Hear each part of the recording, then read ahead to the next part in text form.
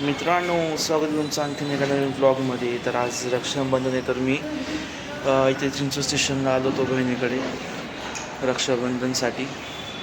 तिला संध्याकाळी बाहेर जायचं होतं म्हणून तिने आत्ताच बोलवलं. मग आलो इथे, आता चाललो आहे वरती. आता इथे आलो आहे, दीदीच्या ऑफिसमध्ये बसलो आहे. ती गेली दिवा वगैरे आणायला. तो बघ कधी येते. इथं ताटे आरतीचं टॉर्च नाटोटच झाले असेल टक्कल करून, पण एवढे केस आले. केस पटापट वाढतात माझे. फक्त जरा जास्त पिकलेत.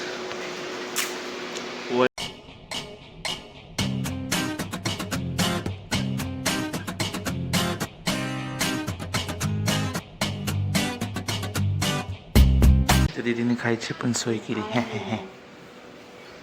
भूक पण लागली होती, बरं झालं.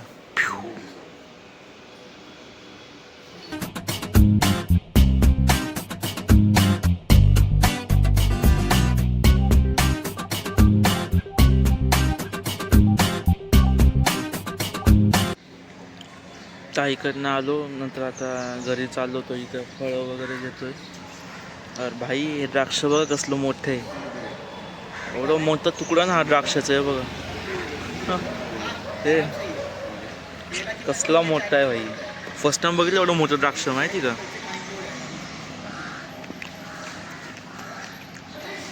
तर केळी आपलं हे काय म्हणतात त्याला, पेरू ॲपल बिप्पल घेतले. आता जातो घरी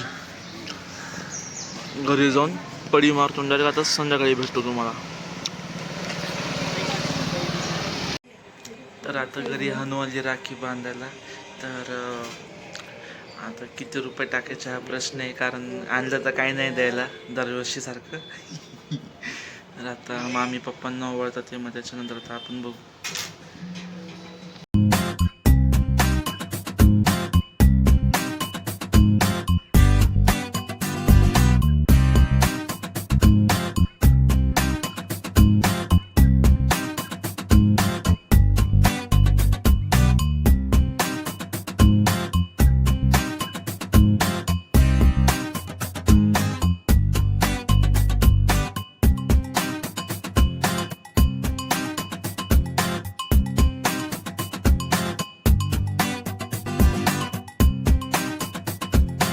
गाईज आता हाणू चालली राखी. बाई इथं काय लागलं. आता गाईज हाणू चालली राखी बांधून.